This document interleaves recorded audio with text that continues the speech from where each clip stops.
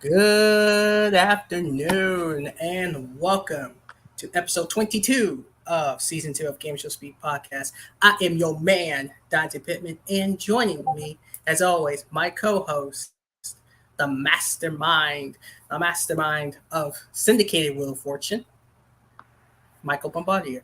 Well, I'm gonna have to correct you on that. It's gonna be daytime since Daytime. Adam was the one that brought up the idea. Yes. You're the mastermind behind syndicated. I'm the master behind the daytime stuff. Hello, once again, everyone. It's been a long time since we last done this. Yep. We hope we still remember how this works. Yep. I guess some of them do remember. Go ahead. So get your hands on your buzzers. We're gonna have a great time with you tonight. Yes, but before we get to the topics, I just want to discuss something recently that has happened. You know, during the live stream that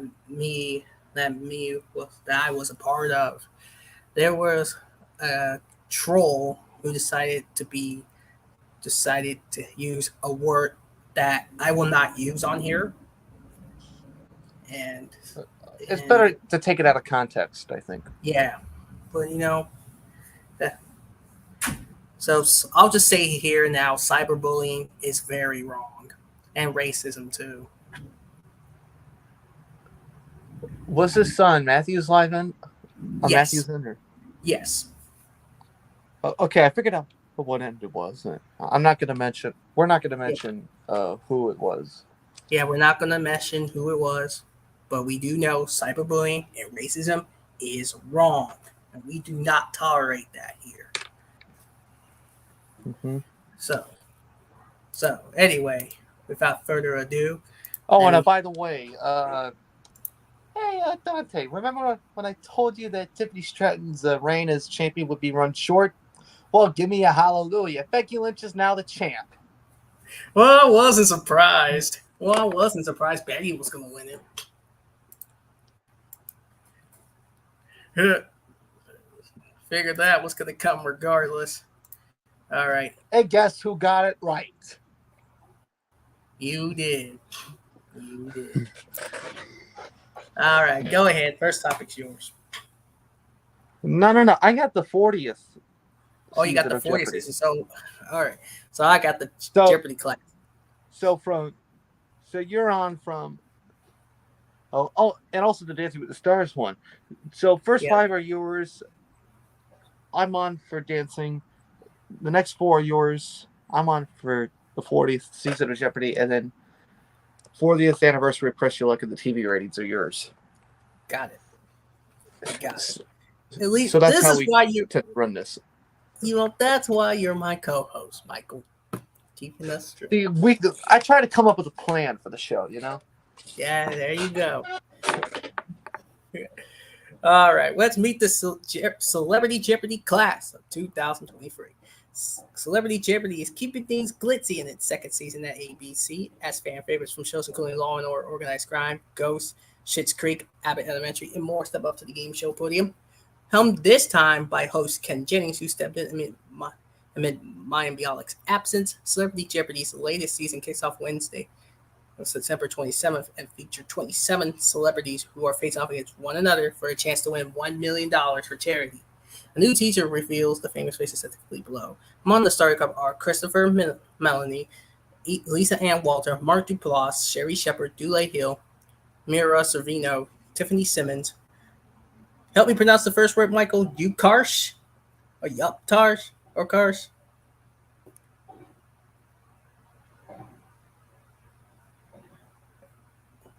Utkarsh and Buckar, Stephen Weber, Emily Hampshire, and Katie Nolan. In the first episode, Ghosts at Buckar, Myrna shows Duplass and Schitt's Creek's Hampshire will go head-to-head to represent their desired charities. The episode is part 1 of the quarterfinals as players complete the rounds until the final 3 competitors have been determined. Oh boy, this sounds interesting. I can't wait for Celebrity Jeopardy second season. All right, now it's time for the judge swap. Leader or to play U.S. Masked Singer Nicole Scherzinger Scherzinger to judge the UK version. Scherzinger. Thank you. The Masked Singer is making a major change in season 11. Fox announced on Wednesday that British singer-songwriter Rita Ora will step in for longtime Paris Nicole Scherzinger next season, while the latter performs on London's West End. The network said season 11, which will air in 2024, which will be hosted by Nick Cannon, and also feature panelists Ken Jeong, Jenny McCarthy, Wahlberg, and Robin Thicke. The hosts and non-Aura panelists have been mainstays on the show since it began airing on Fox, and this marks the first time one of the stars have had to step away. Fans of Scherzinger on the show probably needed worry, though. Ahead of season 10, which officially starts competition September 27th, Entertainment Weekly asked Scherzinger if she planned to continue on the series should it get renewed for many more seasons. Oh my gosh, I would love to. Are you kidding me? She said, I love my Masked Singer family. It's such a great job. Are you kidding? I love it. Yes. For now, Scherzinger will appear in season 10, which just aired a special kickoff episode on Sunday. That episode delivered a 0.9 live plus same-day rating among adults 18 to 49, 4 million viewers. Its highest rated and most watched premiere since season 7. It also marked the top unscripted season premiere of 2023 among adults, excluding post-Super Bowl. Ooh, so this ain't the first time Nicole judged a UK show. I mean, she judged X Factor UK. Yeah, X Factor UK. And it's not the first time that she's doing an international show. Remember, I think also she did Australia's Got Talent too. Did not know that one.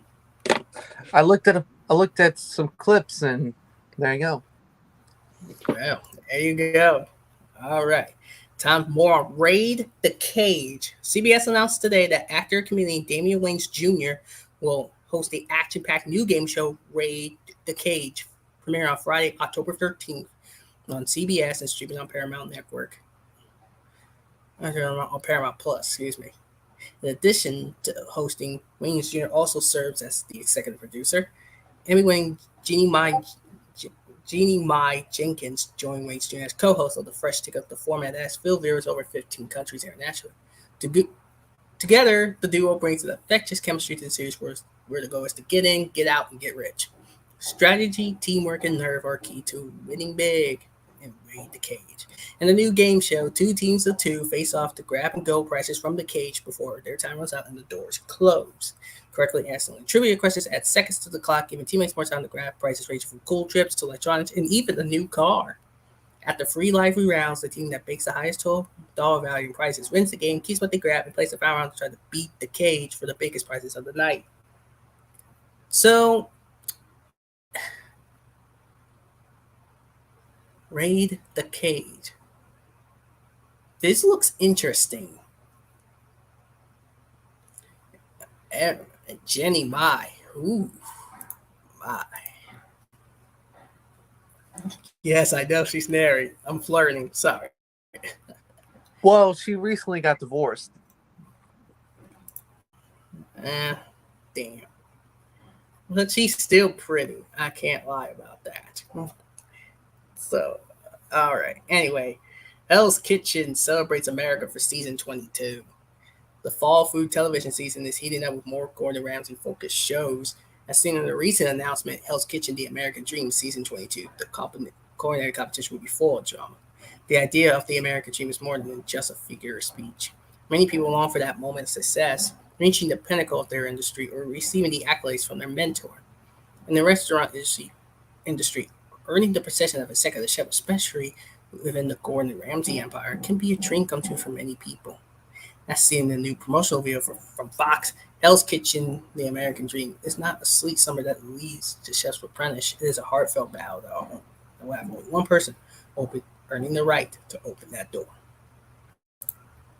This looks promising.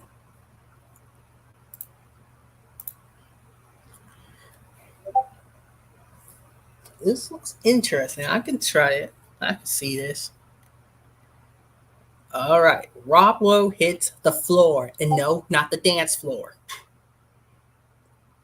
All right.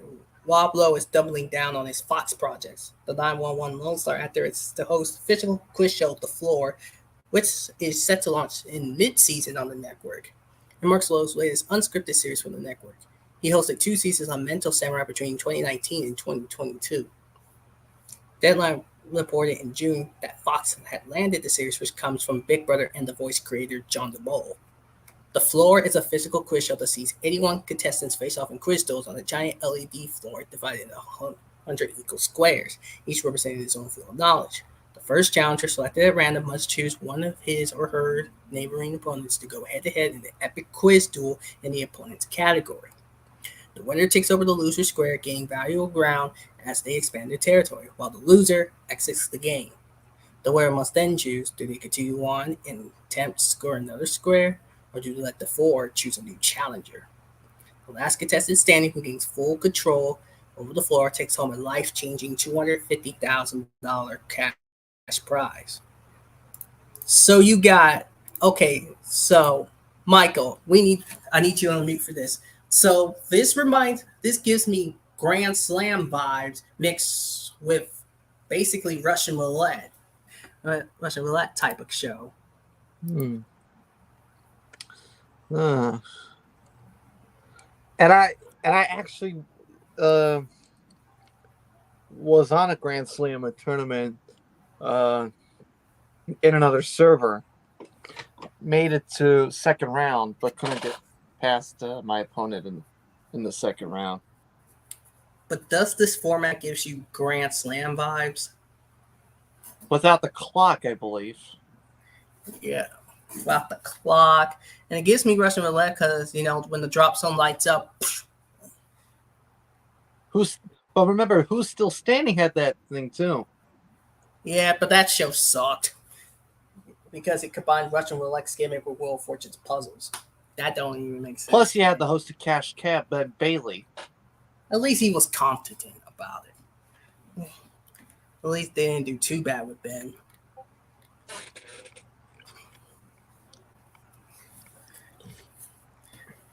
All right. Oh, wow. All right. Here you go. Alrighty, dancing fans. Last week, Dancing with the Stars, her season 32 cast and their professional partners were announced live on ABC's Good Morning America. Co-hosted by Alfonso Ribeiro and Julianne Hough, Dancing with the Stars returns to ABC with an expanded season 32 premiere on Tuesday, next week, actually, September 26th. It'll run 2.5 hours, and it will continue to air Tuesdays as 2 hours thereafter. The season will simulcast live on Disney Plus and will be available the next day on Hulu.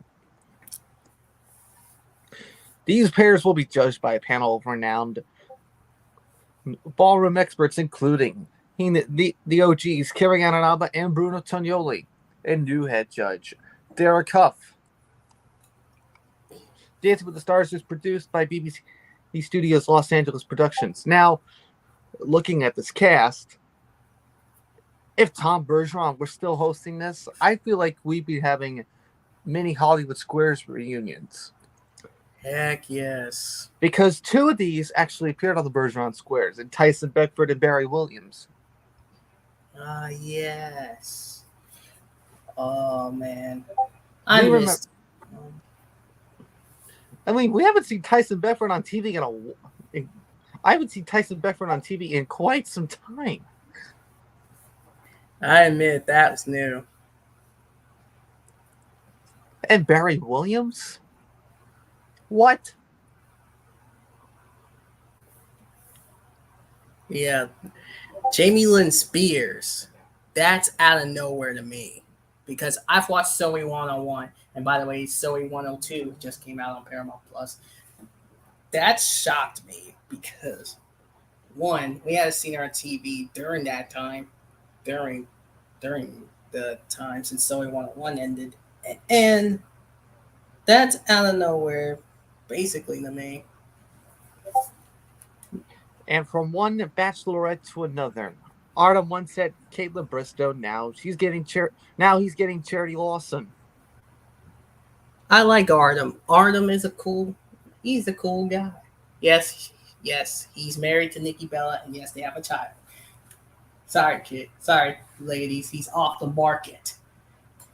And then you also got Allison Hannigan, formerly of Penn and Teller Fool Us. Yeah. Yeah, Brooke Burke is taking over, which I kind of would miss Allison do it, because Allison had some fun with it, had some fun with Penn and Teller. Oh, if Allison were still on and CW signed Brooke, I think I could see them co-hosting together. You know, like how Dunkelman and Seacrest co-hosted the first season of Idol together when it was on in 2002 on Fox. I could have seen that happen. Yeah, I could have seen that happen too. Oh. You know, with Allison on stage and Brooke doing the backstage stuff. Yeah, I could see it. Yeah, I could see it here.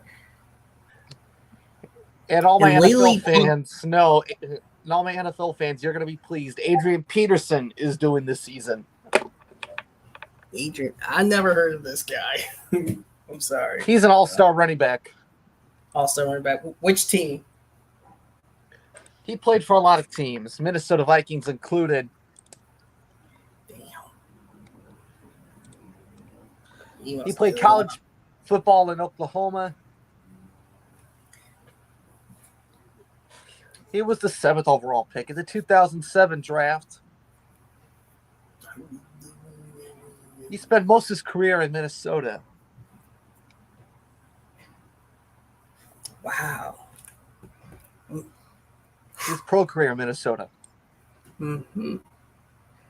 And also, Lily Pons, the first Venezuelan person to join Dancing with the Stars.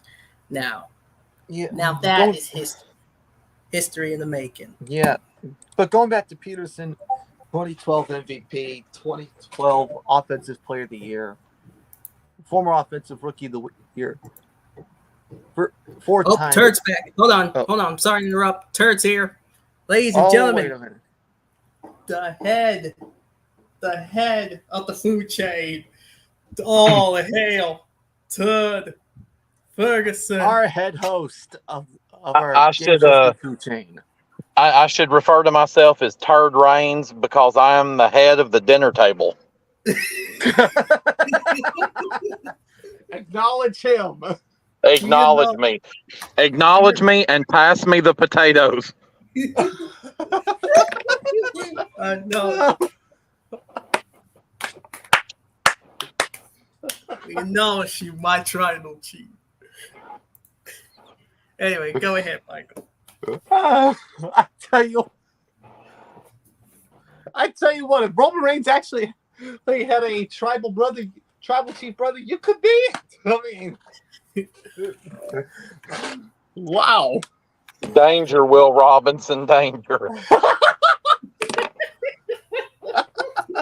God. And that's the cast of some of the cast of Dancing with the Stars. Oh, Jason Mraz too. Yeah, I haven't seen Jason Mraz since "I'm Yours." That was the song he did. I thought it was "I'm Yours to Lose." No. Oh God. That's some that I now that's some of the cast I know. Any early favorites?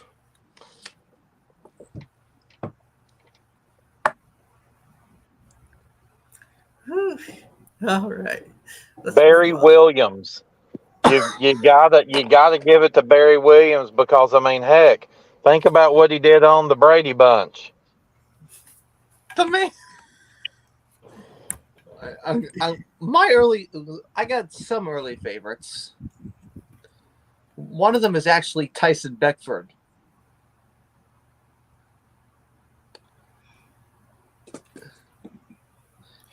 All right, my favorite. And the other one is Allison Hannigan because her prior reality TV experience with Penn and Teller Fool Us. I think it's gonna help her a long way. All right. I got Charity Lawson from The Bachelorette. Because one, you got Artem, man. Artem is freaking awesome. And he's a handsome man, no doubt about that.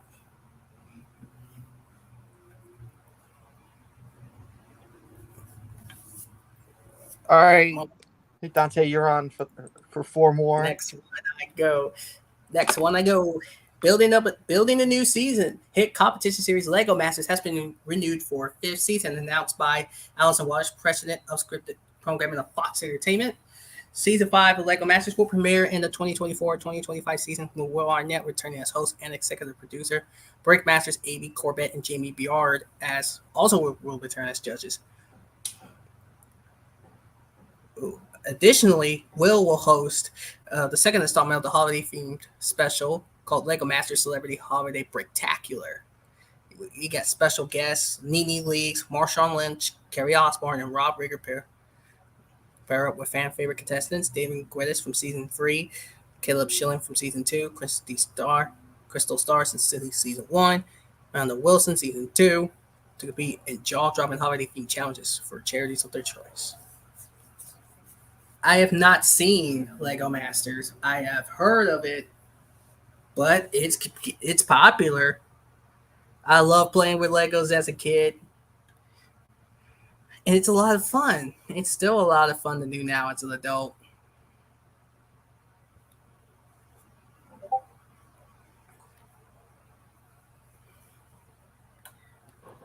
Allow me to tell you that stepping on Legos, however, is not so fun. Yeah, it's not.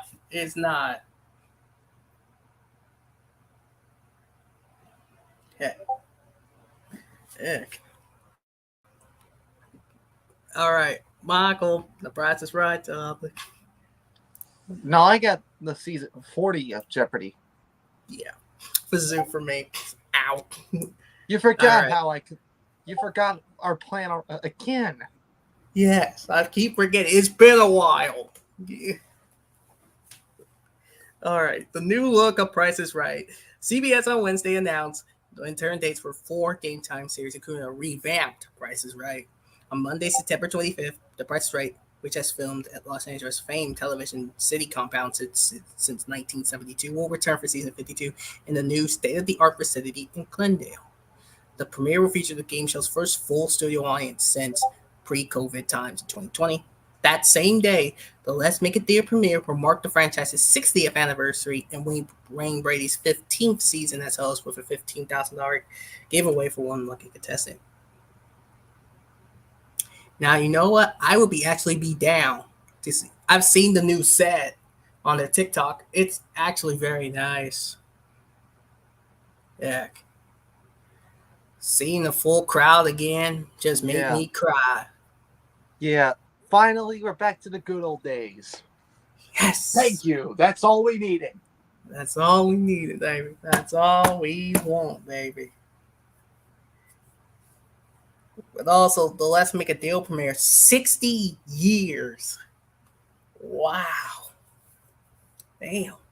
I also looked at one of the sets for season 41 of Wheel. And finally, we're back to good old days in that category. Yes, indeed.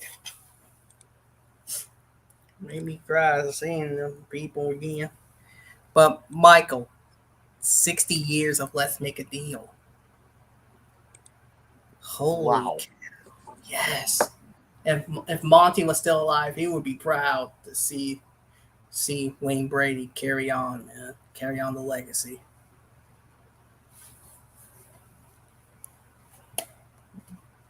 We thank you, Wayne Brady.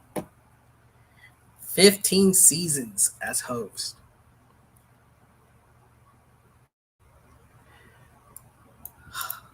Wow. Turd, your thoughts on all this? I think it will definitely be nice to have, a full studio audience back again. I think it's going to take some time getting used to seeing the contestants, with contestants row and kind of the stage kind of being in the same on the same level. But I think just the fact that it's going to have, have that full studio audience back, it'll actually feel like Price again. Yes, it does.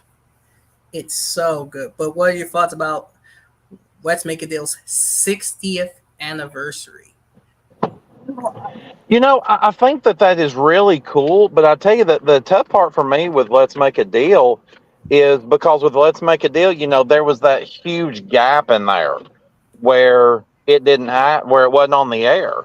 Price, with its being on there, I feel like there's there's a real delineation when you think about it with Price and with Let's Make a Deal, because with Price, it's almost like they, to some degree, ignore the history of The Price is Right with the Bill Cullen version. Um, Whereas Let's Make a Deal does not ignore their history, with the Monty Hall version and all of Monty Hall's versions of Let's Make a Deal. So, I mean, hey, the fact that it's still going today, it's one of those that it's that kind of show. It's a daytime staple, just kind of like Price is. And you could see either one of those shows kind of sticking around and, heck, making it to it someday being 100 years on the air. Because you think about what's going to replace it. Yeah. Well, we got one of that same question too for Wheel in Jeopardy. Yeah, well, and hey, both of those, I think those kind of have that kind of staying power, and it's got its audience, and it kind of keeps its normal audience. It doesn't grow a ton, it doesn't drop a ton, it just kind of just little fluctuations, and it they're kind of unlike any of those shows we just mentioned. They're unlike any other game show. Like, you get these primetime shows, and yeah, they may stick around for 5, 6, 7 years, if they're really, really good, like kind of like Press Your Luck. But you're probably not going to see a primetime game show that does, 15, 20, 30, 40, 50 years. I just don't think you'll ever see that happen. So there's something to be said for daytime game shows and then kind of that just before primetime slot. I can see that happening, yeah.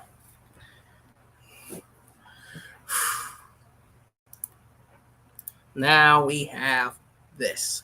Balls, now that we have your attention.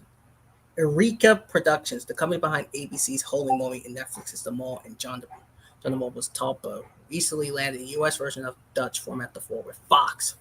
The two companies have now teamed up again on another show from the Netherlands, The Quiz with Balls. Here's how it works. The Quiz with Balls pits brains against balls, combining the high-stakes quiz show with a large-scale physical competition. Each episode features teams of friends, colleagues, or family members competing for a big cash prize in a battle of the balls. Standing on a high platform over a pool, they must all work together as they face a multiple choice quiz where each answer is allocated to a spot with a giant ball positioned way up behind it. If the correct answer is chosen, the ball rolls down and stops just before colliding with the player.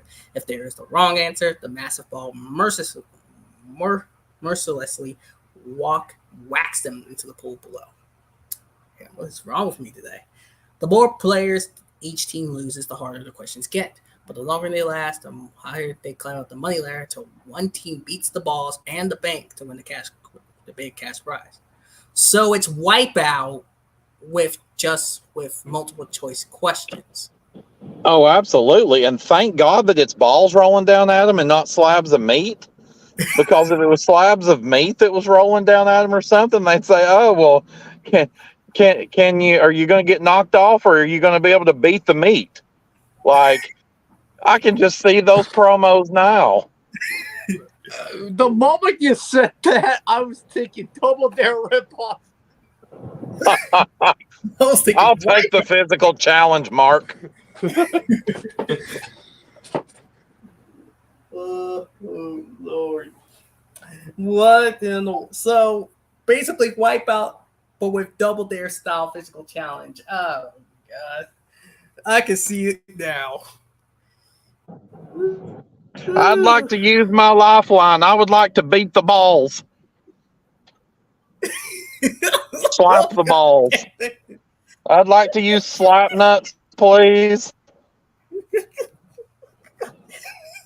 I'm sorry. Michael, you got the wheel topic. Oh. I told you that the head of the dinner table is here and he's hungry. I can see that.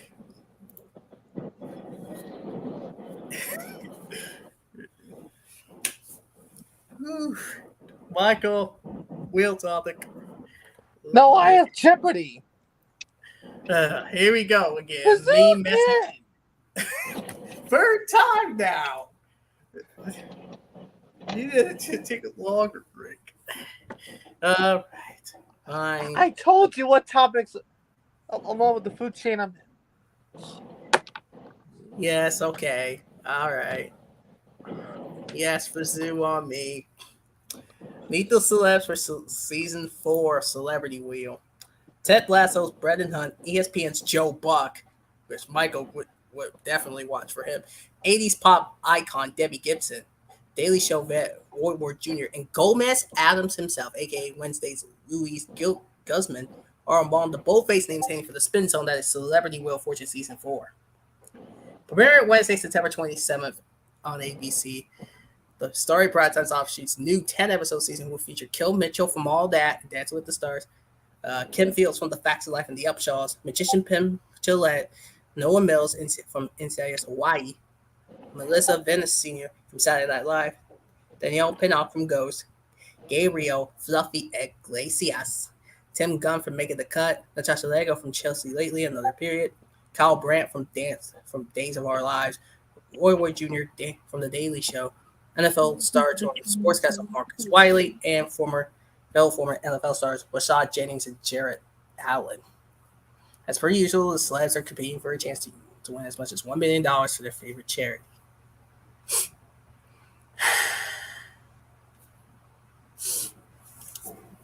Wow, that's a lot. Debbie Gibson, I haven't seen her. I haven't seen her in years. I may not be born in the 80s. But... Okay, 2 celebrities I'm definitely watching for. Joe Buck and Penn Jillette. And I'll tell you why. Penn Jillette. Remember his appearances on Hollywood Squares with his partner Teller? Whenever a contestant went the wrong route with Penn and Teller, Penn would go, "You fool!" I wonder.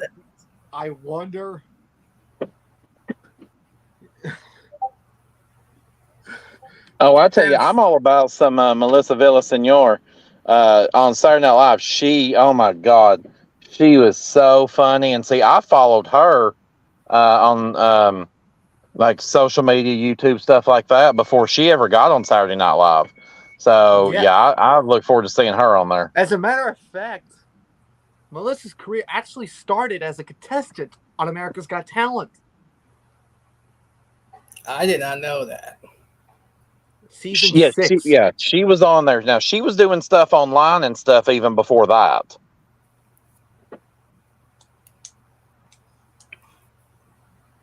So, but now, as it says, the new season arrives as host Pat Sajak gets ready to bow out the Wheel franchise after 4 decades.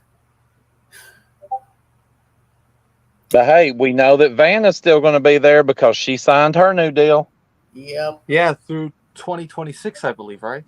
Yep, through 20. Yep, yeah. 2 year. I think it was a 2-year deal. Yep. So, and I think that's smart. I think that lets her help get Ryan accustomed to the show, and then they can. And I'm sure at that point, then they'll probably transition Maggie Sajak into Vanna's spot. Yeah. I would be shocked if they didn't. Yeah, I think that's probably the safest route to go.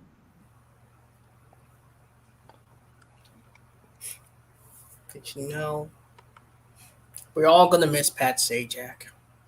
This man's been on our TV screens for a quarter of a century. we thank this man for his For contribution. over a quarter of a century, actually. Yeah. And we all thank this man for making Wheel of Fortune what it is today.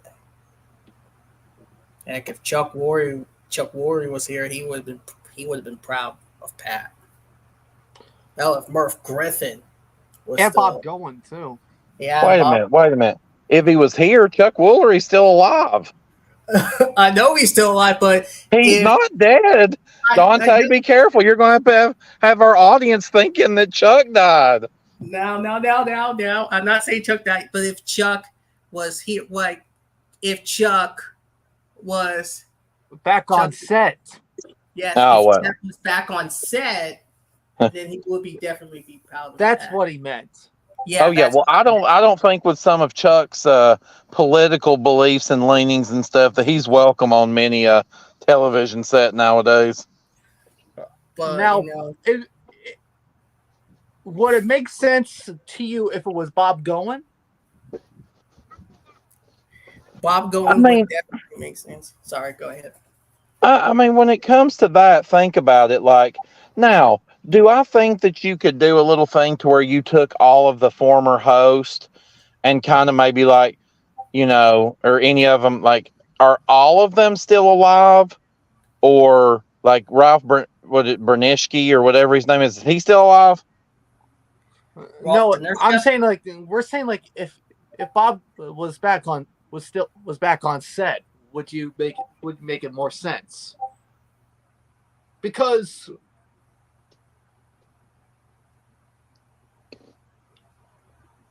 we've seen. The reason I said the other thing is I was going to say it would be kind of neat if they took if they did one of the celebrity wheels and took the former hosts that, since I think, like I said, they're all still living, and let them play before Pat retires. Oh, that would have been genius, I think. Yeah. Although you'd have to leave out Ed Burns, but then really, who doesn't want to leave out Ed Burns? Susan Stafford. Yeah, Susan. Well, yes, Susan could do Vanna's job for one of the rounds. Oh man. Yeah, just to see if she still has it, Man, that would be an instant callback. Man, that would give me 70s, 80s, 90s vibe. Oh man. That's nostalgic right there. Whew. But anyway. Boy, that'd be an interesting food chain, but that's for another day. Yeah. Oh, yeah. Yep. Oh, my God. Australia brings back the Gladiators. Yeah, baby, they're back. Did you miss us? I'm sorry. Only if it's American Gladiators. Outside of that, I don't care because I can't watch it anyway. Oh, damn. I don't get that channel. I know you know. Australia, are you ready? One of the most exciting and iconic sports entertainment game shows in the world, Gladiators, is making a triumphant return to Australian screens. Premiering in 2024, a new drive of 21st century superheroes, the Gladiators, will wrestle, rumble, and battle brave Aussie contenders for all walks of life in the ultimate test of speed, strength, stamina, agility, and power.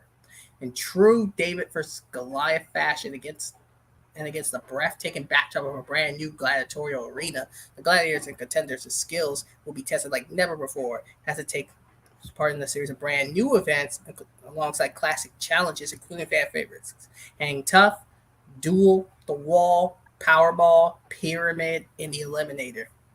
Welcoming a new generation of fans to the spectacle of Gladiators with charm, wit, and splendid expertise are iconic sports heroes and our hosts, Liz Ellis and Bo Ryan.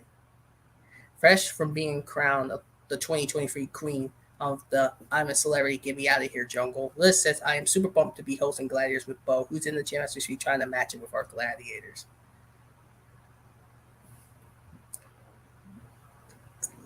Man, the Gladiators, man. Ooh. So I gotta do this in my Triple H voice.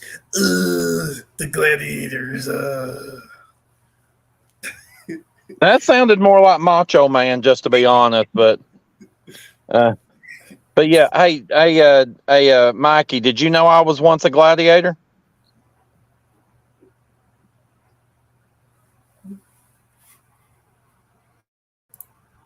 Michael. Okay, how about this? Hey, Dante, did you know I was once a gladiator? Nope. What gladiator were you? I was a gladiator until I got too many hairs stuck in my throat, and then I had to quit doing it.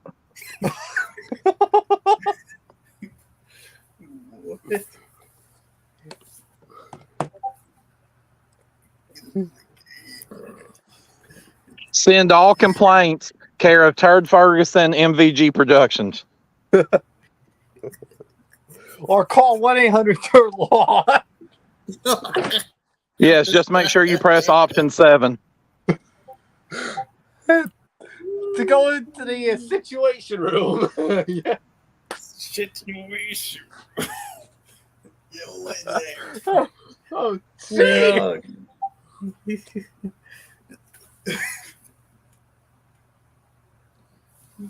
Ken Jennings will be hosting Jeopardy as it returns for its 40th season. The show returned on September 11th as part of a changed season 40 per executive producer Michael Davies.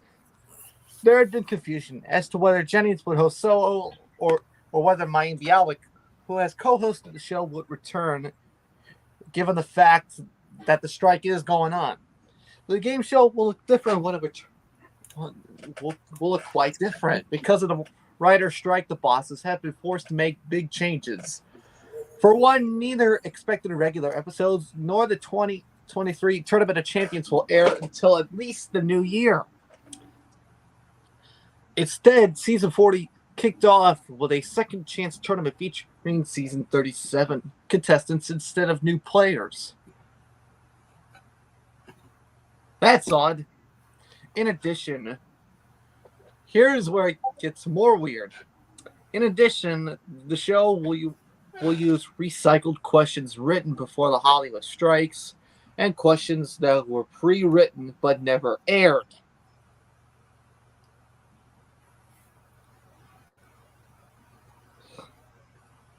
And there you can see how the structure is going to work in those 3 weeks.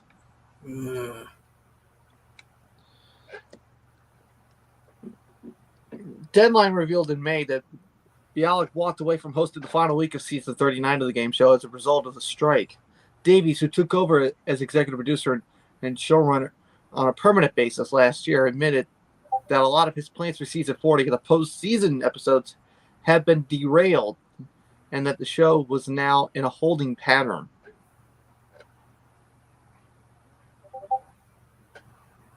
Now, did the strike affect Wheel of Fortune? No.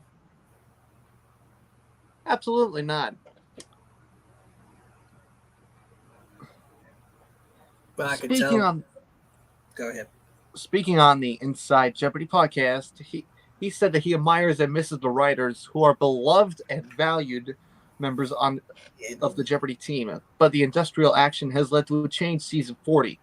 Elsewhere, he said that the second and third place pots have been increased by $1,000, meaning that second place gets $3,000 and third place $2,000. He said, quote, "We understand that post-COVID travel plans have increased and how complicated funding a trip to Jeopardy is for many contestants within our community, and we think this is way about time."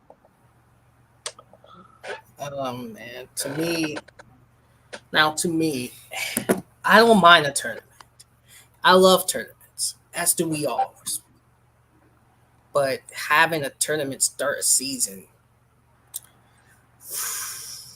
yes, I know it was because of the strike, but having a tournament start the season kind of makes me mad in some way. Do tell. Because, for one, that's way too many tournaments. Half tournaments being an occasional thing, not all the time type of thing. Michael Davies, boss. I love. Yes, he's the guy who brought back Millionaire, but when I watch Jeopardy Masters on Hulu, they had Ken announced for the first time in 60 years, in the near 60-year history of Jeopardy, that they were going to show us, the viewers at home, where the daily doubles were. And to me, that kind of gave it away. That kind of ruins the game to me. Heck. I like it when it comes out of nowhere, but now it's just common. It just makes me angry just seeing it.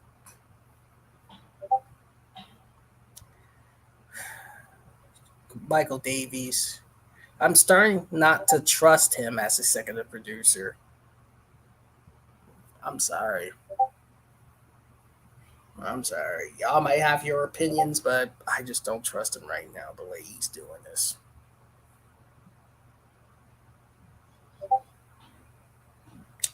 Turd, your thoughts?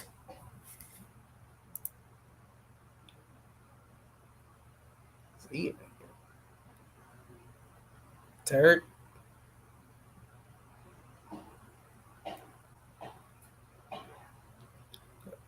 Senior Turd. Well, I think we can move on. I think he's getting stuff situated. Okay, so all right, good. Okay.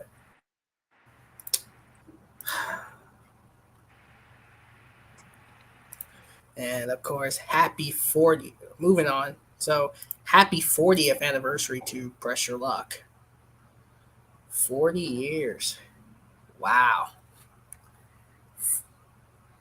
Just wow, over a quarter of a century that Pressure Luck has been on.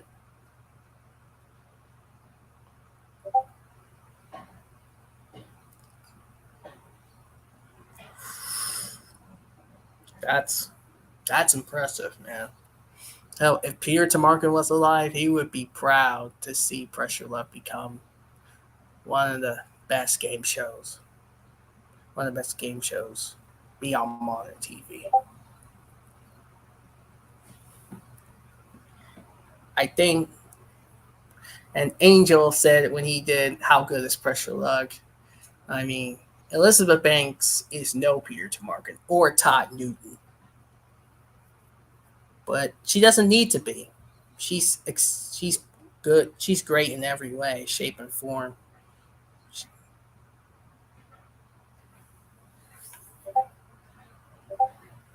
Something happened to our colleague. Boss.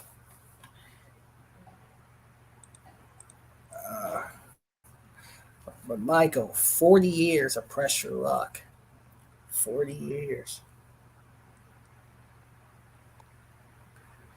Can you believe it? Mm-hmm. Oh, man. We got to talk about the favorite moments of the show.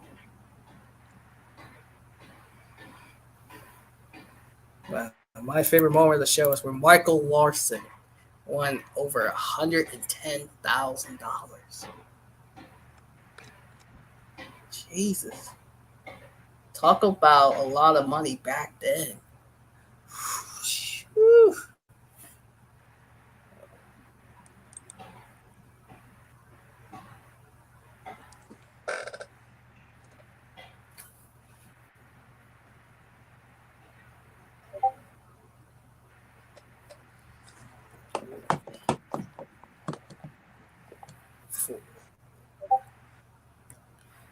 Hold on, Dylan. I'm not done. All right. What's your favorite moment, Michael? It would have to be during the short-lived Whammy revival that Peter Tomarkin was on the show and hosted the question round in the Larson rematch. Yeah. I'm sad that Michael Larson had passed away. But Did you think that was a cool moment too? That was a cool moment as well. That was.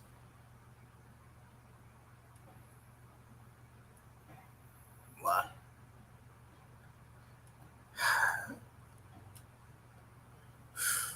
Man. It was awesome seeing Peter do the job that he loved most.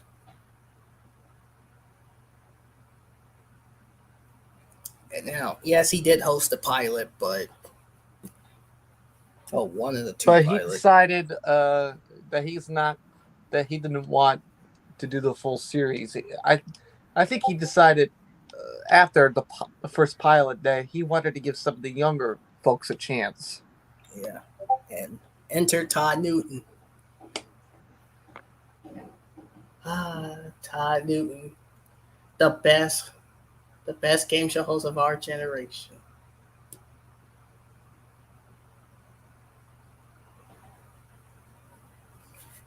But anyway, TV ratings is all up to me. Alrighty. Sunday's rating for the football and Sunday's ratings at NBC Sunday Night Football's Cowboys-Giants matchup.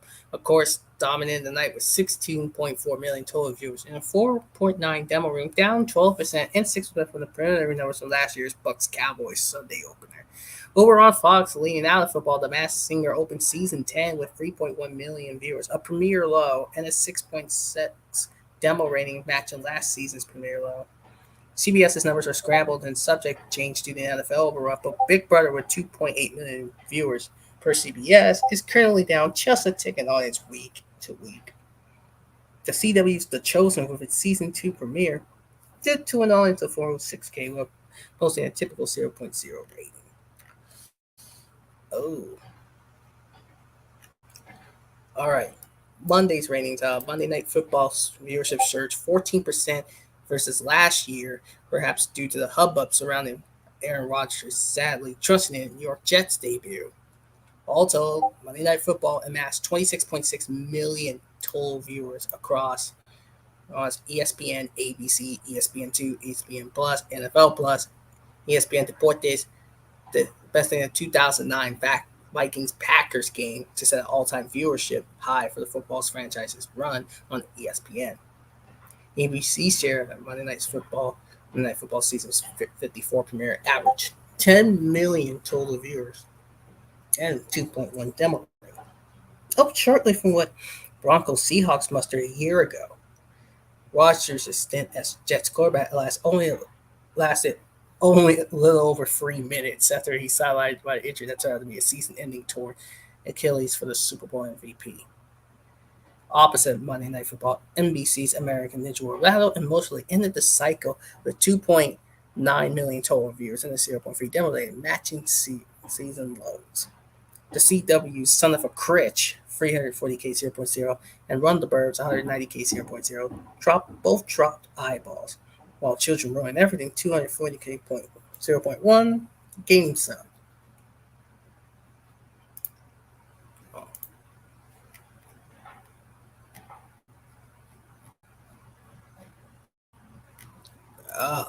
All right, Michael. Did we get an update on Turd? Is he coming back on the food chain? Or? Hold on. Let me deal with him now.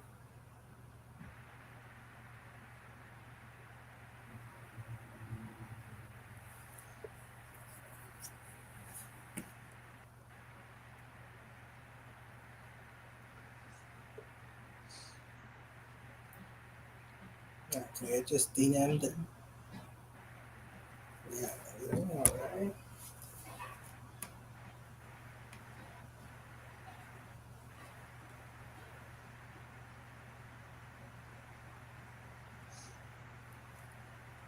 I hope Turd's okay.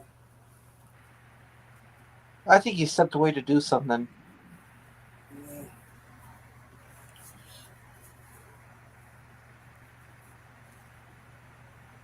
All right, so let's just go on and do this. Go ahead, Mike.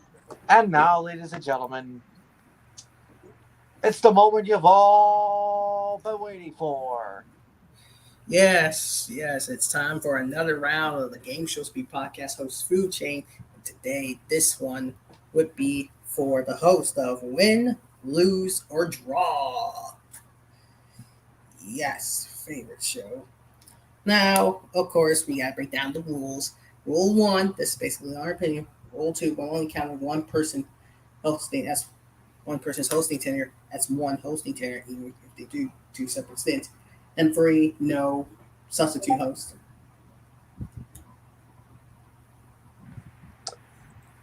Alrighty. I'll start this one. Wait. I thought I was going to. All right, go ahead. All right, fine. Go ahead. Well, before I run through the hosts, I do want to make a correction on the. We discussed on our pre-show meeting that Win, Lose, or Draw and Pictionary are two different shows, even though they are like some sort of identical to one another. So we're not counting a Pictionary tonight. Mm-hmm. So let's go from here. Yep. NBC Daytime from September the 7th, 1987 to September the 1st, 1989. And it was hosted by the good old star from Mama's Family, Vicki Lawrence Schultz. Vicki. Hi, Vicki. How are you, girl? I like Vicki Lawrence. She's a pretty good host. And actually, a dang fun talk show host, too. She knows how to get... And you know something, she's still doing with Vicki Lawrence and Mama, her two-woman show. Yes.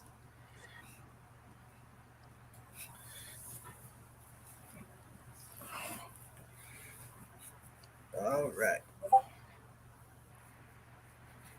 So we'll put her at number 1, of course. But that's going to change.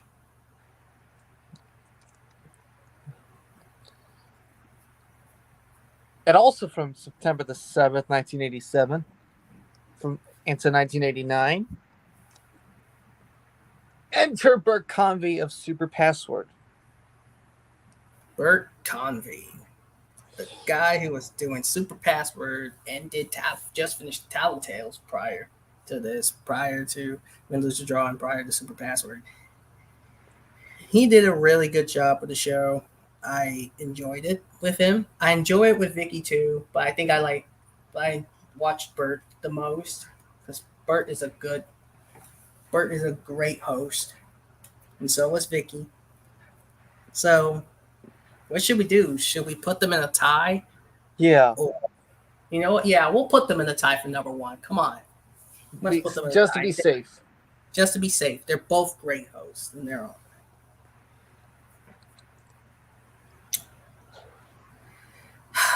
And then from the rest of the syndicated run, we bring in Rob Weller. I hated him. I hated Rob Weller. He's just snarky, which I don't like. He's just... Yeah, blast. Come on. Well, we'll put him at 3 for now, but that's definitely going to change. Now, this spinoff of Win, Lose, or Draw, known as Teen Win, Lose, or Draw, aired from 1989 to 91. 92, actually. No, repeats aired through 92. First run. I'm talking first run. First run. And the guy that hosted it, Mark Price. I actually like Mark Price. He was actually on the real show a few times, so he knows how the format is played. Sure, he can make some cringe jokes, but that's just Mark's general excitement. Hey, Skippy. Yes. He does he does a really good job with the game. And I love the aesthetics. You know, it's in a backyard, which, of course, makes sense given that era. You know, it's a team. I remember that moment when he was on Weakest Link. The original NBC Weakest Link.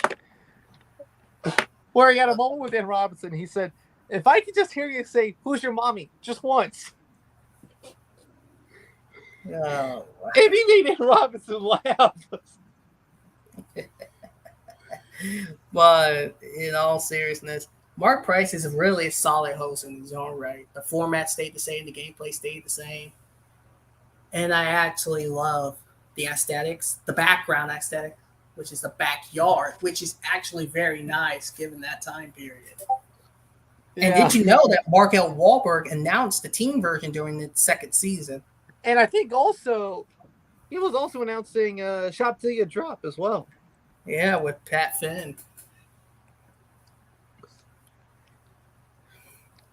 And so that was actually very nice. And I actually like Mark Price. He's a really solid host in his own right. So I'll put him at number 3. No, moving Rob Willard down to 4. Yeah, because of the tie scenario. Yep. And then 2014 hits. Win, lose, or draw is back on the Disney Channel. The guy that did it, fresh off a Scrabble showdown, Justin Willman. A tie for last. But you know what? No, not a tie for last. Because at least Justin Willman was a bit competent than Rob. And they have new motion control technology, which kind of irks me a little bit. At least they brought in.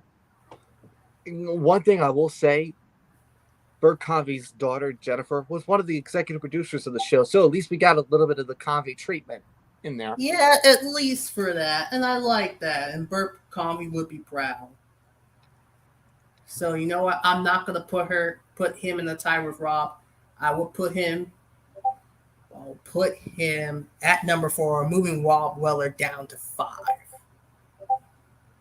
Alrighty, so that is the chain, and let's run it down. At a tie for the top are Vicki Lawrence and Bert Convey. Third place belongs to Mark Price. Fourth place, Justin Willman, and at dead last, Rob Weller. Yeah. All right, so that's the chain. Michael closes out. I sure will. Thanks for tuning in to a wonderful episode of the Gameshow Speak Podcast. If you like this, give it a thumbs up. Comment down below. Give us your thoughts on all our topics and the food chain. Subscribe to Not Take Pivot. Hit the notification bell whenever he does a live stream like this one at all times. Check out the Gameshow Lounge YouTube channel. Subscribe to that. Also, subscribe to yours truly, Mike Bombardier. And it's now time to bid each and every one of you adieu. So until we see you next time for another episode of the Gameshow Speak Podcast. And hopefully Turd Ferguson can join us for another food chain. Goodbye, Game Show fanatics. Mwah. And good night. Bang. See y'all next time.